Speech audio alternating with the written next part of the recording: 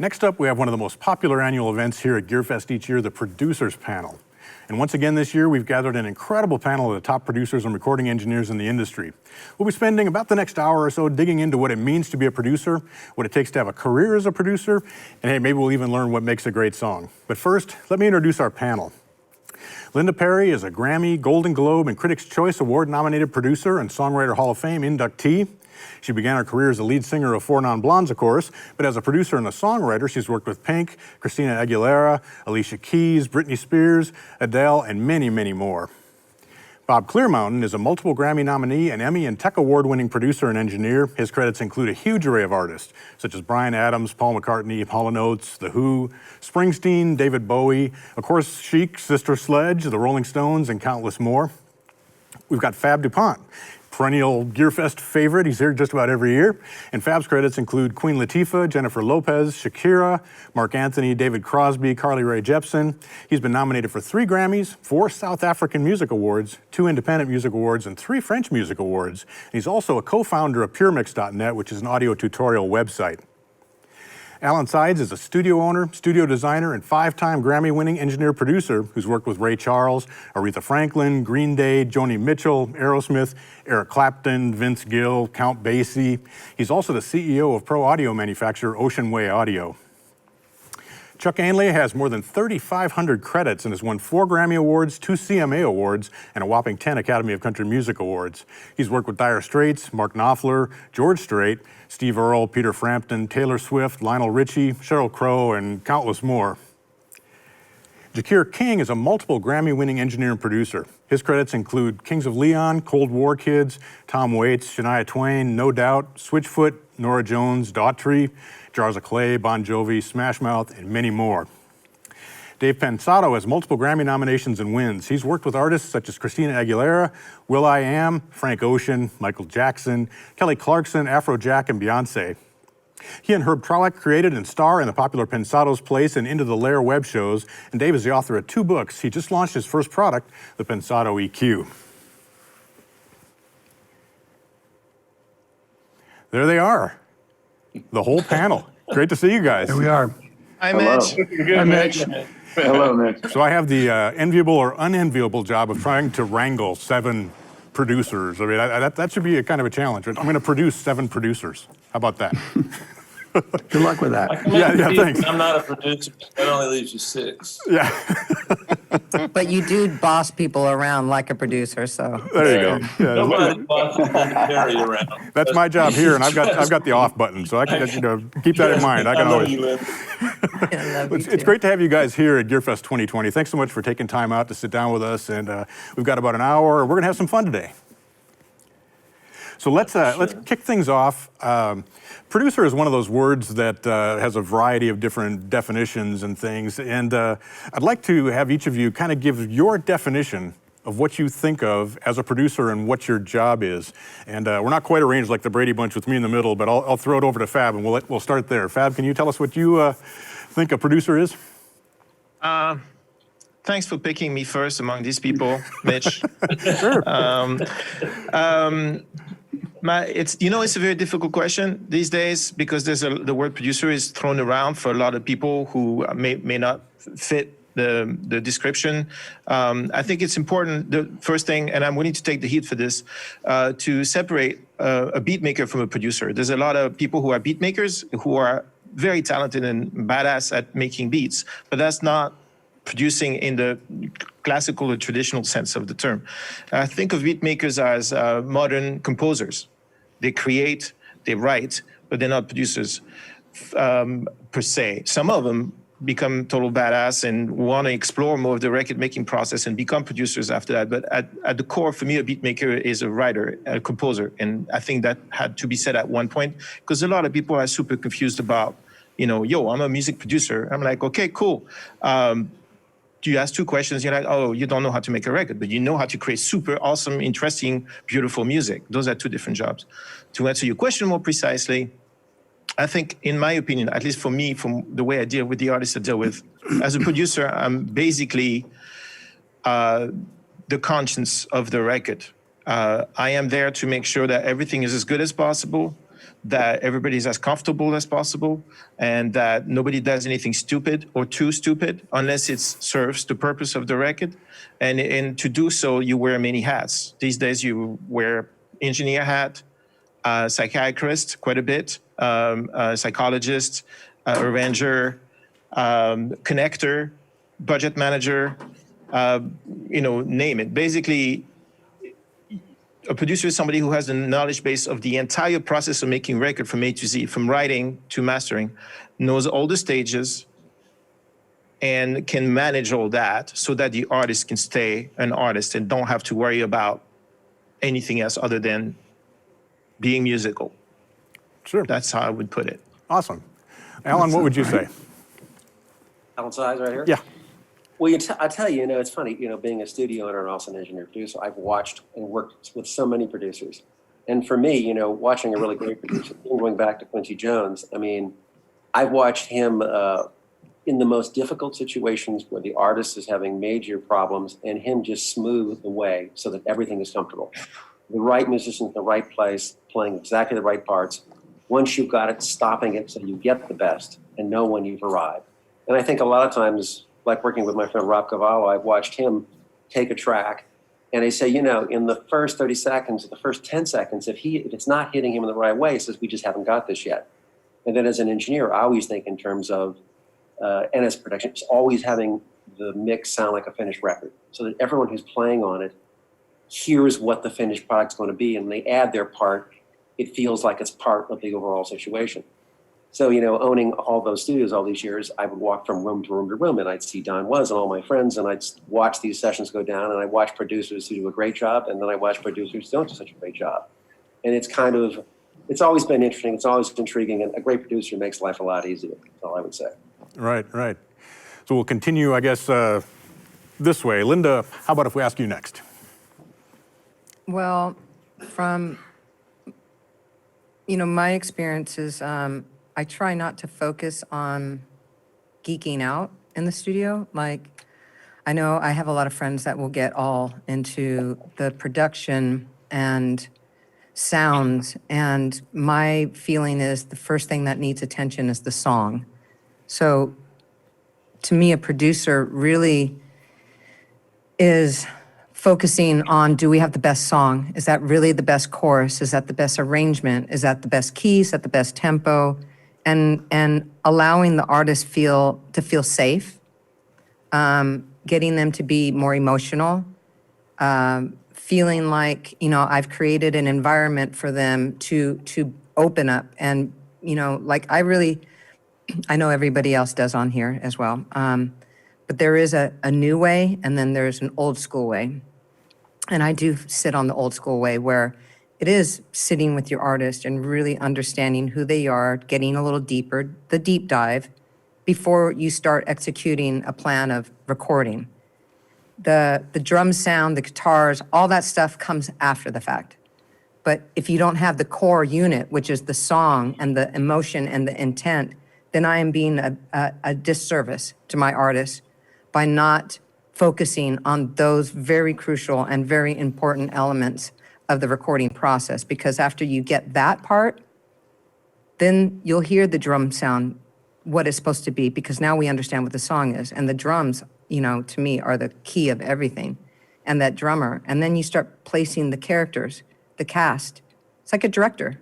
You're writing the script first. Is it the strongest script? Yes, it is. Okay, now let's go cast. And so that to me is extremely important, and I feel like that's kind of lacking because I think a lot of people focus on the beats, the track, all of that stuff, and there's no song. They're just building, and not saying that there's anything wrong with that, because obviously there isn't, because the world is filled with that kind of style. But I focus on quality, and I want to hear my song or my production or the artist that I believed in and collaborated with. I want to hear that song 15 years from now. And I want it to be as strong then as it was today. Right. Awesome. So Dave, normally you're the one asking the questions, but now I get to ask you, man. So what do you think? Tell us about your thoughts on being a producer. Well, I think that Linda, I love everything Linda said. I've worked with her and she's amazing because I don't have much to do. And so nowadays, I think she was the archetype of she says she's old school, but she has new school techniques because a lot of most 90% of the projects I work on now, there's a very little delineation between engineering, artist, producer, writer, mixer, and sometimes mastering. So the projects I'm getting, a lot of times the demo is not that good, and so but there's not a really producer with a sport coat and a jacket on like the old school days. So for me, I think that the delineations between the different responsibilities in the studio are best under the guidance of a strong person called a producer. And I think that if there's too many cooks, nothing gets done. And the producer basically acts as a policeman for the music, a policeman for the groove, a policeman for the feeling, and polices the emotion and makes sure that all the components play nice. And so a producer in the hip hop world actually is a songwriter, and a producer in the hip hop world actually does more things. They usually don't record vocals, but that's not a thing. Whereas if you go all the way to pop, and a producer does everything, like Al, I think it was Alan was saying, you know, or it might have been Linda, where you administer budgets and all kinds of things. So for me, producer doesn't really mean what it used to mean.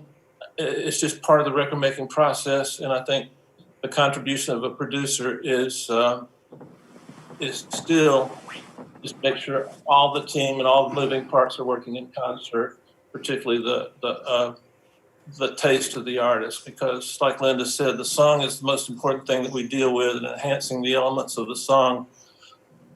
Our audience doesn't know what a kick drum is. They don't know what a great hi-hat sound is. All they know is, did it feel good? Did it groove? Did I like the melody? And so the producer is policing all of those things, because engineering tends to be technical, and sometimes technical is not the best thing. So I'm rambling now, so I'll pass the torch. But that's kind of my thoughts on it. That's awesome. That's awesome. Bob, what would you add? There's not much I can add. I mean, I agree with everything that I just heard everyone say. I mean, it's all really good comments there, I think. And the thing, I don't really think of myself as a producer, right? I kind of quit producing a number of years ago. And when I realized, you know, I'd be working with Don Was or Tony Berg or Steve Van Zandt or, you know, some of my friends, and realized, well, these guys are producers and I wasn't. You know, they were so much better, and I have so much respect for some of the amazing producers that I've worked with. And I thought, you know, I'm a lot better at mixing records than I am at producing, and so I kind of gave up on that. But all the things that everybody just said, I would totally agree with. So I don't really have much to add. That's all right. That's all right. Chuck, let's jump to you.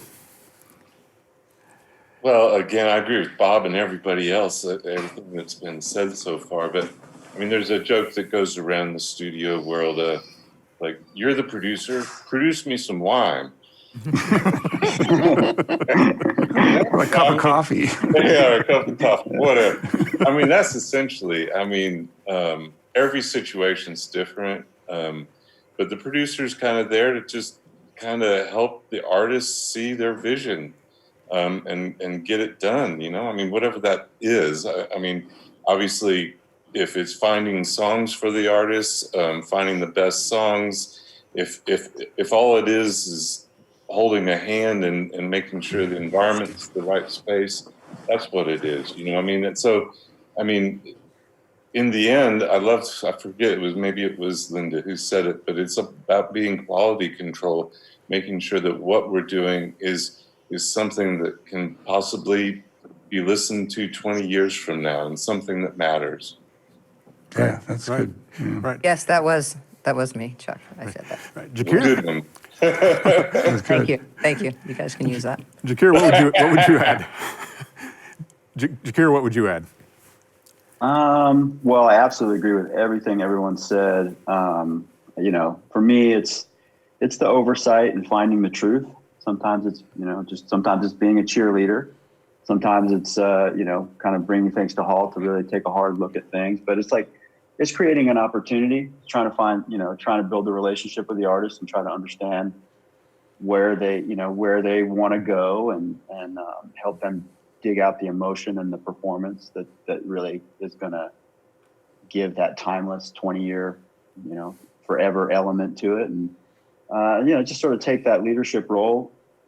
And yeah, it's just creating an opportunity, helping find the truth and having a reflection that feels timeless. And, you know, sort of, you have to wear a lot of hats and you have to be you have to engage it. For me, it's all situational. You know, you can't show up and be the same producer person every day, because the relationships that you have with the artist and the situations you're in change, even within, you know, the relationship with a singular artist and a singular opportunity. So, I mean, everybody here on this panel is really amazing at their craft, and we're all producers and we're all music lovers. So it's just really trying to take a step back and appreciate what it is that makes a great record and makes a great listen. And whether people know what the kick drum is or not, that's not really the point. It's just like trying to convey that emotion and just take the ownership and leadership role to you know, get it across the finish line.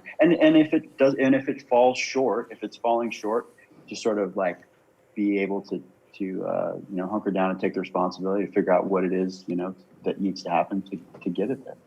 Right. Right. Awesome. I think we've reached a composite consensus there, so that's very cool. Now, I'm happy to see that we actually have some viewer questions that are coming in here, and so I'd like to run as many of those as we can and get your guys' take on these, because these are the people who are actually watching us.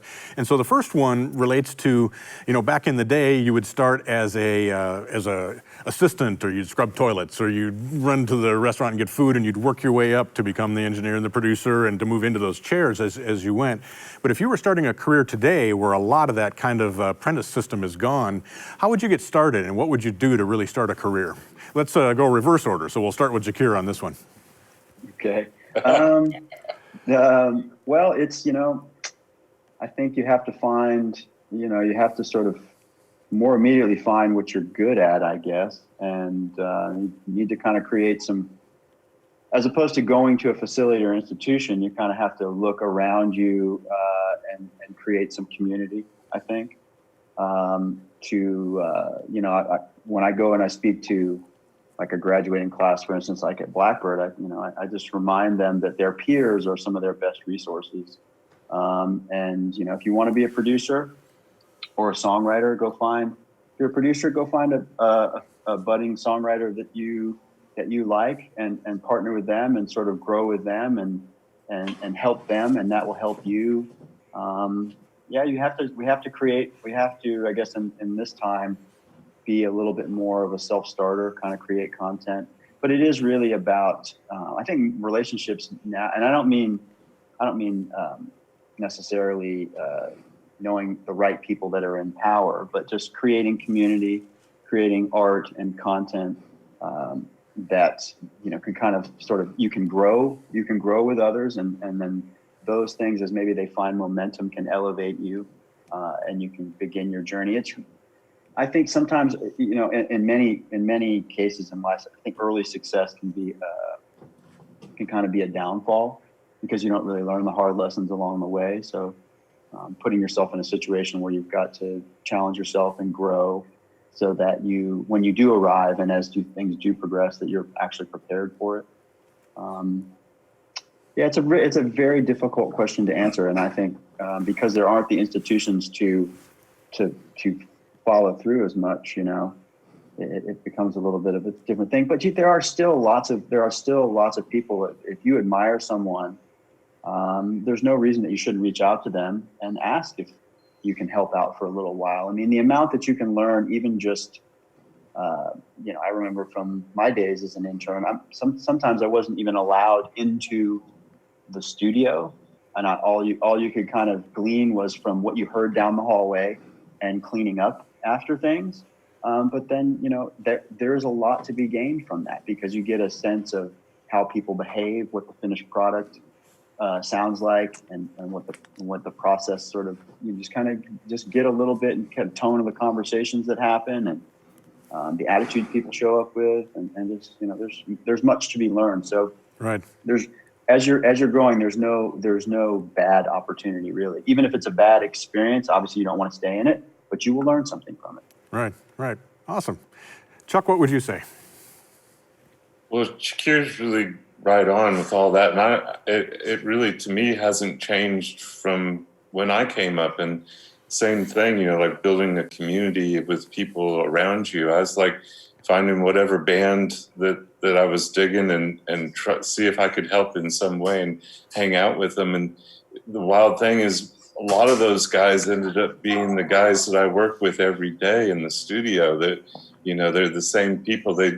But we all kind of came up together. And there's always there's a shift, and it happens, in each community at different times. But there's a shift that will happen where the older generation moves out and leaves room for younger people to come in and take over. And I see it happening here in Nashville, and it's actually, oh gosh, my dogs are going nuts. There's like 3 ambulances across the street. Obviously, somebody probably just died. Oh. So We hope not. So anyhow, I'll pass the torch on that. So. Okay. All right, well, on that, then we'll move to Bob. It's tough because it's so different now than it was, 350 years ago when I started. And Bob, it was 360 years ago. well, yeah, I guess you're right. Yeah, sorry. Thanks, Linda. But because I just started as a runner really in a studio, and then just worked my way up as an apprentice, kind of. But so nowadays, I don't know. I think Jacquire's got it. What he said, I'd like to build on something he said about find out what you're good at, right? Like I always tell people, figure out what you really want to be, or what you really like to do, and figure out what you're good at, and hopefully those two things are the same thing. And if they're not, get to like what you're good at, right? And then I don't know, just find, go out and hear bands and artists, and maybe make friends with somebody that you think is really good, and say, look, I could probably help you make a record. Learn Pro Tools, learn Logic, whatever it is that you're, Ableton, whatever it is that you want to use. And because that's what it's, nobody can afford one of these big hunks of metal like I got behind me anymore. And, but you don't need that. I mean, it's amazing how you don't need a big budget anymore like we did in the old days. And, help somebody break through, and that's it. But the main thing is to like what you do and figure out what it is that you're good at, and don't try to do something that you're not good at. Right. Dave, any thoughts? Yeah, unfortunately. I think that 99% of the people that ask that question aren't going to make it anyway. So why bother? Okay. I think that everybody on this panel didn't try to become what they are. The music chose them to be what they are. I look at music, because I come from a musical family, as a living thing, and I started my life as a guitar player and had pretty good success touring a lot. And around age 35, I got to work in the studio, and I just caught the bug. And I didn't intern, I didn't do anything. I just made shitty records for about 8 years, moved to LA, and still made shitty records, but they did good. So I think that the biggest impediment that I see in questions like this is if your passion is to be a center in the NBA, but you're 5'1", it's not gonna work out, dude. Passion is not what gets you somewhere. It's enjoying the journey more than the destination. I hate to say it, but when I take a shortcut home, it's usually an hour longer, and because I like the journey. And sometimes I get sad when I finish a mix because I had so much fun doing it. And I think all of us on this panel, our success is predicated not on a yearning to be anything other than in the game, and enjoying the journey. And when that journey becomes something you don't enjoy, then it's a sad day because you can't work. So, and then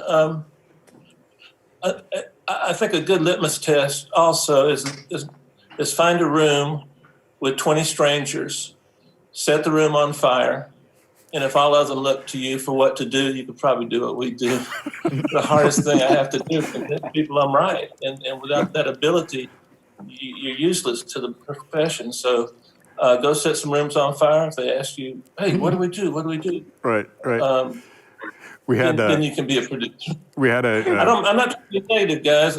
I think it's important for us to help someone get out of the business more so than to help somebody get in the business. Because if you spend 10 years and you're not going to make it, the friends you grew up with are already at management levels in the industry world, you know. So not everybody's going to make it, Right. and you have to. I'm sure everybody here has got stories about. We didn't call it sacrifice. It was just what you had to do to make it because you couldn't do anything else. That's all you had on your mind. So right. I hope you guys don't think I'm being negative. The guys that are asking the questions that are out there listening, but I feel that way, and I'm a product of that thought process. I don't know what else to do. Right. We had a panel yesterday with some of the top front of house live sound engineers. Jerry Lopez is one of those, and a quote from him was, "You have a headache, and I'm the audio aspirin that's going to solve your problems." And that's kind of what you were relating to with the people in the room on fire or whatever for a producer or an engineer. Anyway, Linda, tell us a little bit about what you're thinking as far as this question goes. Well, I think it's,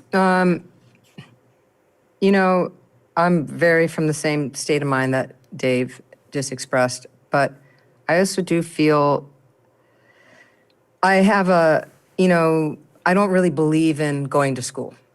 That's just my mentality. I don't believe that you have to go to school to learn how to do all this stuff. It's internal. And, from my experiences, before I was in this band, I had no idea what being in a studio was. We go into the studio, I see all this stuff, I'm very overwhelmed, but I know that I'm not liking what I'm hearing. So that's first thing that comes to my mind. There's this beautiful Vox that I'm playing out of with a 53 Les Paul, and it's fat, and it's in my face. When I'm in the room, I'm like, yes. And I go into the control room, and it sounds like it's a mile away. I have no idea now, what that means. It just sounds like it's like all the way down there. It's not in my face. It sounds thin and pretty. Now, I don't know, it's over compression and reverb and delay probably at the time. But that producer told me to can I just, I'm like, Dave, and his name is David Tickle, and I said, what's wrong with the guitar tone? It's not the same, right? And he's like, just let me do what I'm doing. So mind you, I do a whole album of, can you just be a singer? And so when it got to What's Up, I really put my foot down and I'm like, this is not the song I wrote. I'm getting to a point. But so I took that song and asked if we can go. We have one reel of tape. I know nothing. Now I have no concept whatsoever what it means to record anything. We take one reel of tape. We have no money. Go to a studio in San Francisco. Can you please let us come in? I promise we'll pay you back when we have money. Of course, I go in there with the engineer and I just start dialing sounds, things that sound like the song to me. That song is what got mixed. And, at 2:00 in the morning, David Tickle showed up. I was annoyed, recorded the whole song. We mixed it and it made master. That song is the one that What's Up sold, that made my career. My point is, I knew this. I felt it. I heard it. So there's nothing, a pandemic, a lack of studios that's ever going to get in my way of getting my vision across. So to me, if you want to be a producer, then be a producer because it's internal. It's what you have to do to survive in yourself. It's not a passion. It's like I am this 24/7. I wake up like this. I go to sleep like this. It is a constant part of who I am, like brushing my teeth. If you are that, you will make it. If you are not that, don't even bother. There's my answer. Right, well, that's great. That's great. Well, we have so many questions Linda, coming. I'm sorry, Dave, go ahead. Dave? Well, I've been the recipient of a lot of what Linda's talking about, and I have so much respect for her, and I think she makes a great point. You know, I think I know her well enough to know that she's not telling you not to go to school. She's just telling you you don't have to go to school. Mm-hmm. I think for some people, school is an option, but I think for people like Linda and myself, they're not. I like to lecture at schools. Right. There's lots of paths, right? Lots of paths that people can follow. So we have so many questions coming in from viewers, and I've got questions here. So instead of I'm going to start jumping around a little bit, if it's okay with you guys, and we'll get some different answers Please. here. You're the boss. Yeah, I have the off switch. So. Yeah, this is a really cool question, and it's something I was going to ask as well. And the question is, basically, how do you deal with difficult clients? So Alan, let's start with you. And difficult could mean building a rapport with them. It could mean how you're conveying the story they want to tell. It could mean other things as well. Alan, what do you have to say? Well, it's funny. You work with different clients, and some clients can be quite difficult. The question is to smooth the path so that they feel, even if I have an idea of the way I think should be done, I'd like to try to smooth it into a way where they think it's their idea, and that I can keep the whole thing running well. I love doing vocals with artists, and I love producing vocals. And for me, the most important thing is I have a concept that when they put on the headphones, I do want it to sound like a finished record. I want them to sing that finished record. I want to make sure that their sense of pitch and their sense of feeling of what the song is there. So as a producer, I think that's very important for me to do. But even, I had a band when I was 13, and I used to go out and we would play, teen dances and cocktail parties and stuff. And I loved my instrument. I loved the way it sounded.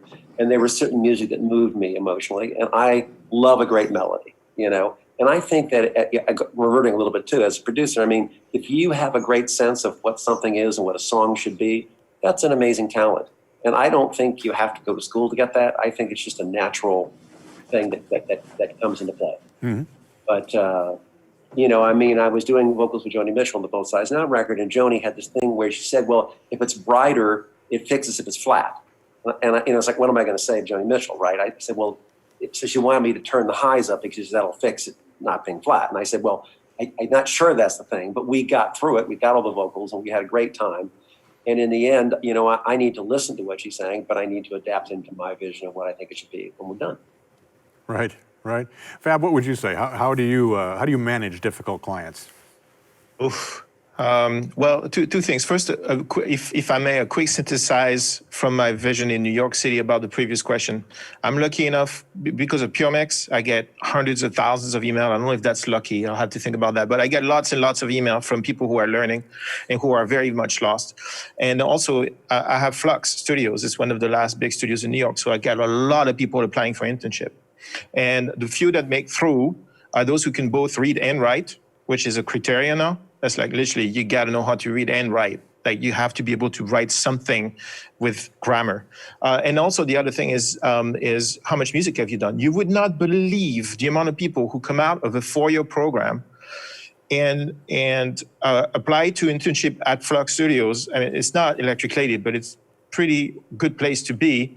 And the first question they get, play me something you've done, and they have nothing, or they have one track, or they have 10 minutes of apologies for the fact that the vocal's not right, and this is not right, and this is not right. And that's absolute bullshit. If you're gonna make music, and you build your taste by listening to music, and then that's the input, and the output is what you create. Now, I can tell you, for those of you who are really in the middle of like Iowa and don't have a network, you can't find a band or anything, this is what I see.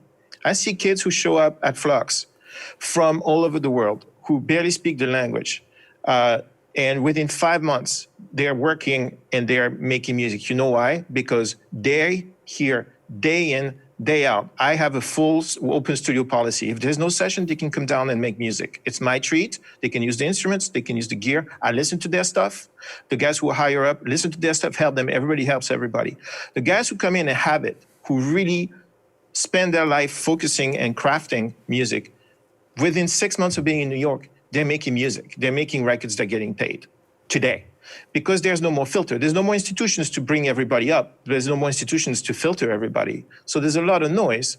But if your stuff is loud, you rise above the noise. Not loud in LUFS, loud as in great. Let's not make things loud. Let's make things good. So don't despair. If you really are, if that's what you're going to do, and that's what Linda said, and that's what Dave said, if that's what you're going to do, and you can actually do it, meaning that you can make yourself do it, then you're going to be just fine, because it's very difficult to find people who are creative and who can stay the course and are willing to work in teams, are not insane, can read and write and all that stuff. So that's my synthesis of the first question. The second question, there's something that, for me, I never had the training, right? I just came to the States, got a room, and started making records with people around me. Difficult clients. Never forget whose record it is. It's not my record, it's their record. And also, I believe that if somebody's being a dick, which is the term, right? Yes, it is. There's a reason behind it. And so I never take it personally. Like, somebody hires you and pays you pretty good money to come to your place and puts their life for the next 2-3 years in your hands. And they're being assholes. Why would that be? Well, they didn't like what they had for breakfast that morning. They're on drugs. They're scared. Whatever. There's always a reason. And it's their record. And you're a facilitator. Because for me, I never take it personally. Sometimes it gets so obnoxious that you have to breathe through the nose. But most of the time, you're like, you're having a bad day. Should we go for a walk? Would you like some wine? Can I cook something for you? Should we listen to some vinyl? What's your favorite artist? Should we come reconvene another day? And usually when you don't take things personally, you can diffuse that pretty well. But in the end, it's their record. And they hired you because, and that's a very difficult decision to hire somebody, because you're basically like, it's like going to a new hairdresser who's never cut your hair before. You're like, I don't know about this, right? So there's a leap of faith. You don't know what's going to happen. And you can't really undo it because the budgets are tight. So they trust you. And if they're being impossible, it's because there's a reason. And that reason is not you, hopefully. And thus you can find a reason and work with it. That's what I do. It's been working pretty okay. Right, right. Linda, I'm going to throw the next question to you, because you and I talked about this in our interview last year. The question is, have you ever turned a client away because they weren't ready to record, even though they thought they were? And I know you've talked in the past about sometimes you should work with people and sometimes you shouldn't work with people. So could you kick us off on that one? Oh, boy. Yes, I have done that several times. You know, I am the kind of person, I'm extremely honest, very transparent. You know, there's no hiding how I feel. And maybe I have a paranoia of being a disservice as a human being. Like, I have to feel my purpose, and I have to make sure that we waste a lot of time, guys. You know that. You know, like, a business it's a lot, and so the last thing I want to do is waste anybody's time. So yes, I have had many people come to me and want to work with me, and I have turned them away because I simply, said, when someone shows up and says, hey, I have money, I have this label, whatever, we have a good budget, and I really want you to do my record, but I have no idea what kind of record I want to make, and I'm, I would really love for you to help me with that vision, and I'll ask them to sit down and play me a song, and they can't do that.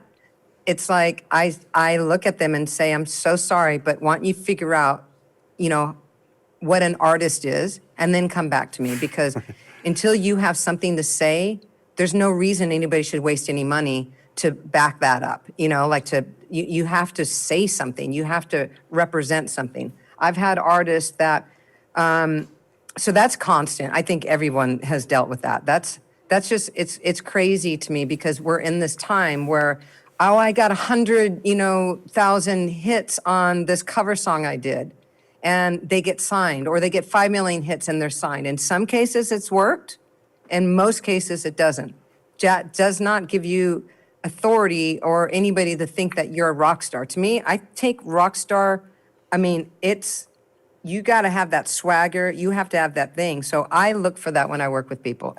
I've had people come work with me that when we're in the studio and I'm feeling like I'm trying to do my thing and I'm not connecting, I can't move any, I can't move forward. I don't care who it is. I've kicked out many big, artists out of my studio because I simply could not connect with them because all they wanted to do was be somebody else. And I cannot. Like I was working with somebody where, we were doing something really amazing. And then all of a sudden Beyonce dropped, and then it was like, I want that record. I'm like, but that record just came out. It's out right now. Like we're on a whole other path. You're making your own Beyonce, your own version of a big song, big album that's going to turn everybody's heads. Why don't you stay on par? No. And then I'm like, then I'm not the right person for you because I don't want to, I'm not an ambulance chaser. I'm not chasing other people's, creative crimes. I'm not going to do that. And you can have that. Creative crimes. I just made that up. I think it's a very good statement. That's great. But anyway, so that's me in a nutshell. In fact, I think I secretly like kicking people out of my studio, to be honest. That's awesome. So we have a question here, and the question is, how do you navigate blending your vision with your clients? And I'm going to turn that a little bit on the side because there are some producers who have a sound, and you go to that producer to get that sound and that approach. And then there are other producers who don't have a sound or don't necessarily have their own stamp that they put on things. And I'm curious how each of you think of yourself. Do you think of yourself as a producer that someone would go to get, let's start with Chuck, to get the Chuck Ainlay sound, or is it the other way around? Oh, for me, definitely it's the other way around. I don't think there is such a thing as a Chuck Ainlay sound. I think what goes back to, again, Lyndon seems to be the authority here, servicing the song. And when that song speaks to you, you know what it's about. And that's what you go for. And that's all there is to it. Mm-hmm. Bob, you, of course, mixing so many songs and working in that domain as well as producing. What do you think on that question? Well, it's a good question, and I always feel like Linda said, or like everybody else said, it's not my record, it's the artist's record, or it's the producer. It's what they feel. So I try to be like a chameleon. I try to get into their head and figure out what they're thinking. And even sometimes it sounds like they'll suggest things and I'll go, in my head, I'll think, what kind of stupid thing is that? But wait a minute, there's some reason they're asking that. And then I try to think into it and think there's a reason. Okay, and then I figure out why they're asking for that thing, or I try to think like they do, and approach it that way, and then bring whatever I do to that table. But it's their table. It's not mine. I'm just applying the dishware, and the silverware, right, and filling the water glasses, basically. So it's.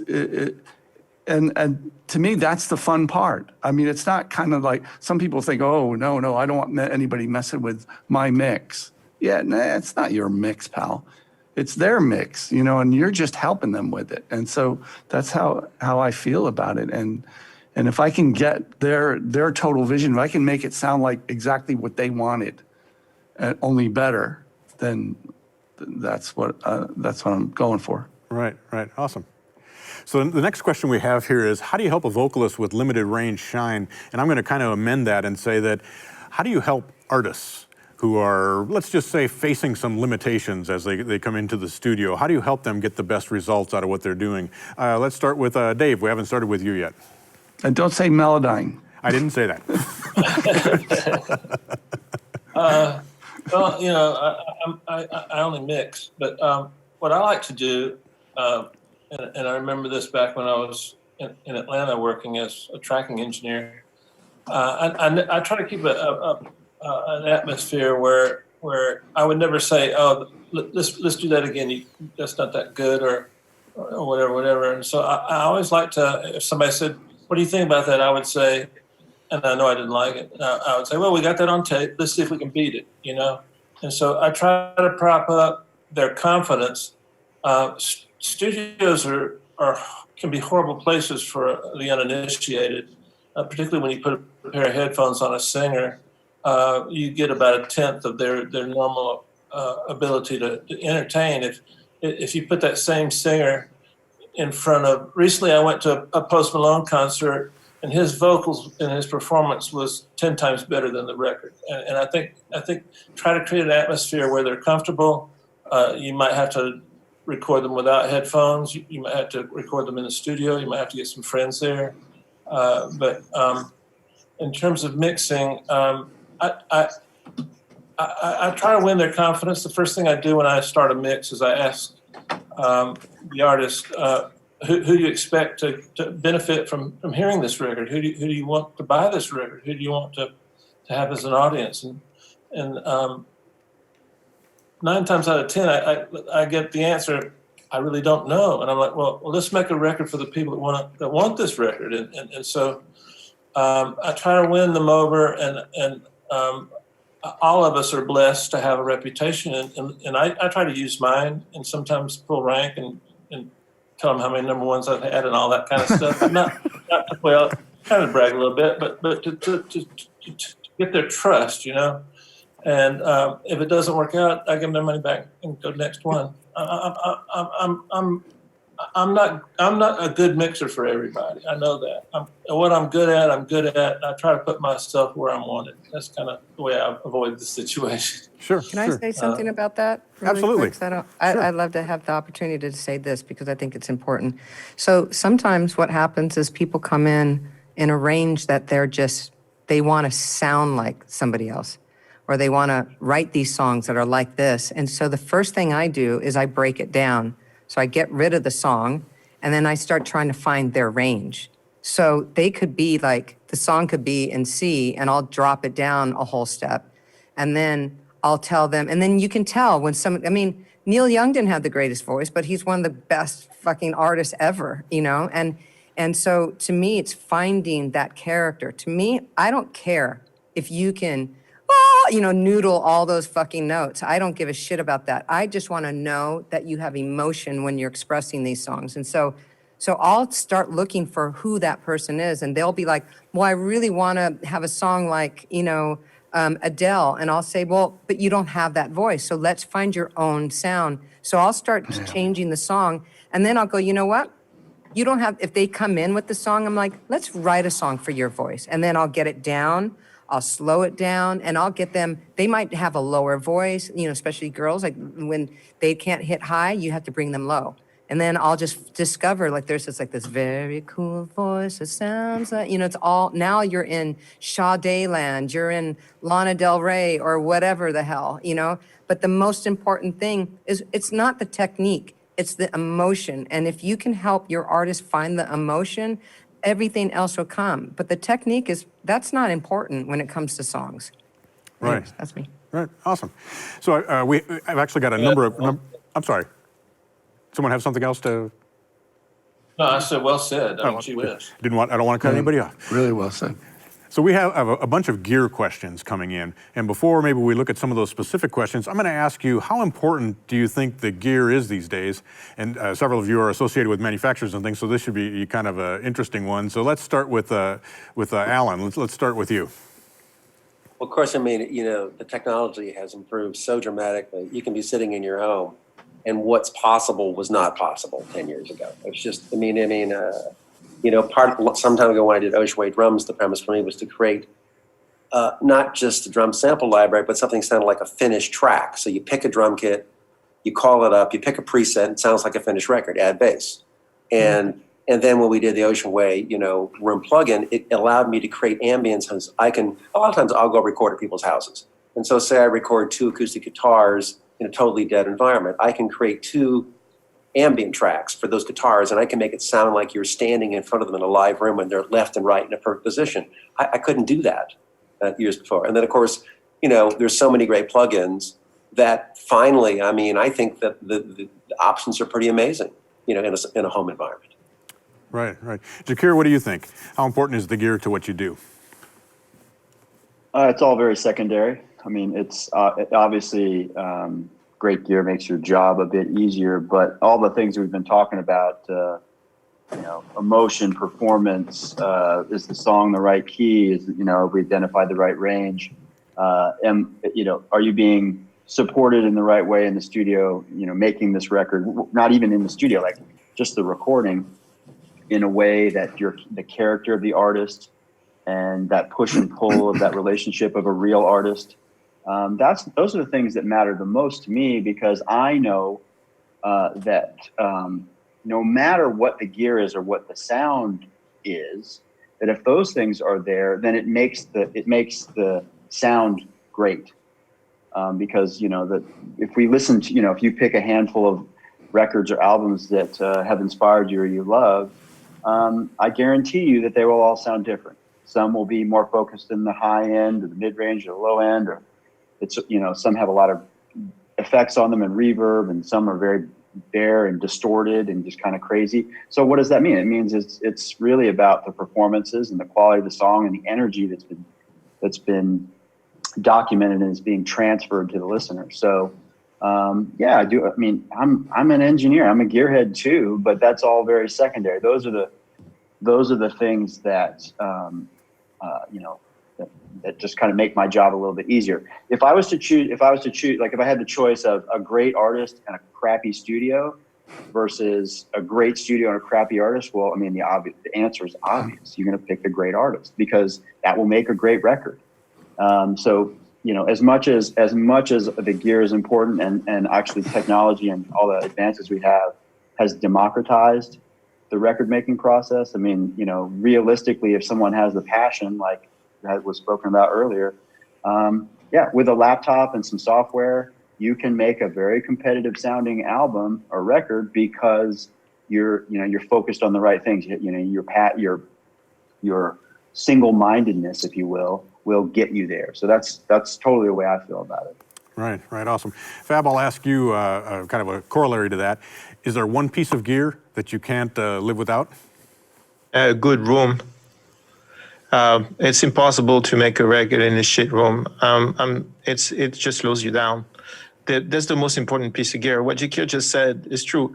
One laptop, one interface, whatever software speaks to you, and you're good to go. You don't need anything else. The gear is completely irrelevant as long as it's not in the way, right? So as long as nothing stands in the way in your equipment. And right now, it's really difficult to buy bad gear. Like offensive sounding stuff doesn't exist anymore because it's all easy and cheap to make. You can get 90% there for $2,000, literally. The other 10% cost a fortune and a half, but for comfort. But 90% there is you put literally $2,000, and that's on the high end side.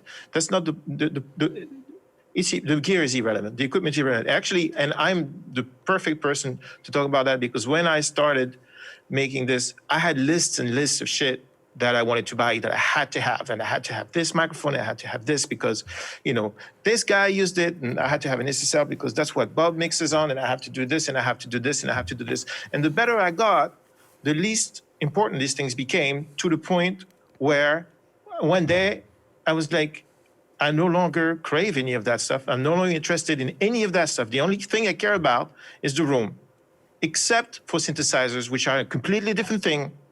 They're not equipment, they are friends, and that's different. But for everything else, for me, at least for me, I don't care. Right, I feel that way about guitars. Really so don't care. Well, we are actually, believe it or not, we're getting close to the end of our time here, and I've interviewed all you guys before, and you know that I like to finish up with my one question, and I'm really curious, given the collection of people we have here. We'll start with, let's say we'll start with Chuck. What makes a great artist? Well, it's already been said, as like somebody who knows who they are and has something to say and something to offer the world, I mean, otherwise, what are they, I mean, just propped up something that the record company puts a lot of money into. And I really don't have any desire to work with those people. So for me, I mean, I've been more and more selective about working with people who have something to say. And right now, I mean, we've gone through a major shift in society. And I think it's even more important that what we're saying has meaning. Right. All right. Awesome. Bob, how would you answer that question? You got your earpiece back in? Yes. I just borrowed these from my wife. I never used earbuds before. Excuse me. Well, just what Chuck said is, I think, brilliant.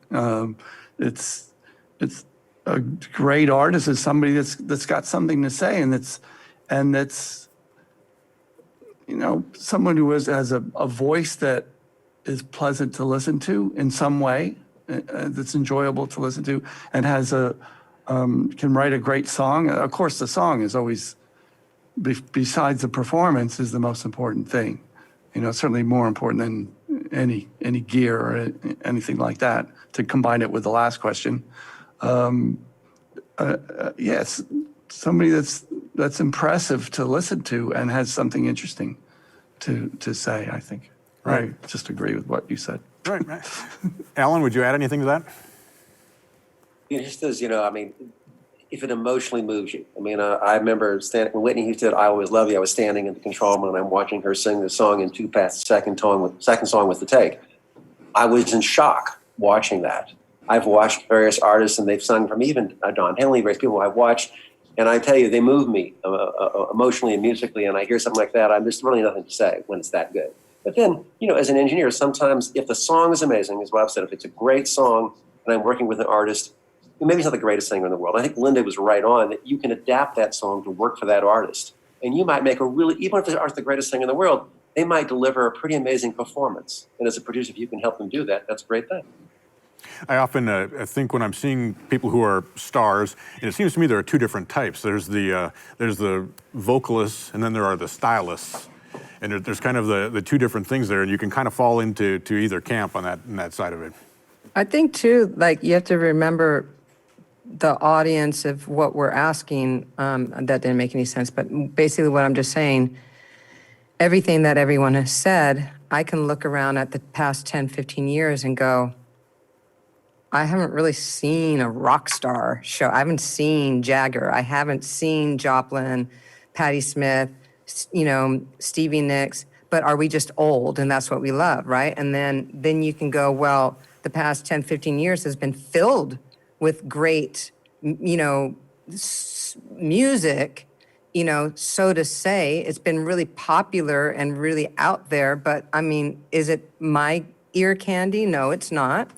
But those artists seem to be flying by in and out, and they're considered great because they have 500 million followers that are not organic. And, so it's a very different place we're talking about, because to me, I mean, Carly Simon, she just emailed me, Carly Simon, and I'm going, but if Rihanna texted me, it wouldn't be a big effect. I mean, I'd love her, but I wouldn't be like, holy but Carly Simon, so that makes me just appreciate, Carly Simon is going to be, she's Carly Simon. Patti Smith is Patti Smith. So to me, what makes a great rock star is someone who is willing and capable of pushing themselves outside of the norm and not follow the path, that can stand and go, you know what, I'm going to be unique. I'm going to be different. I'm a lifer.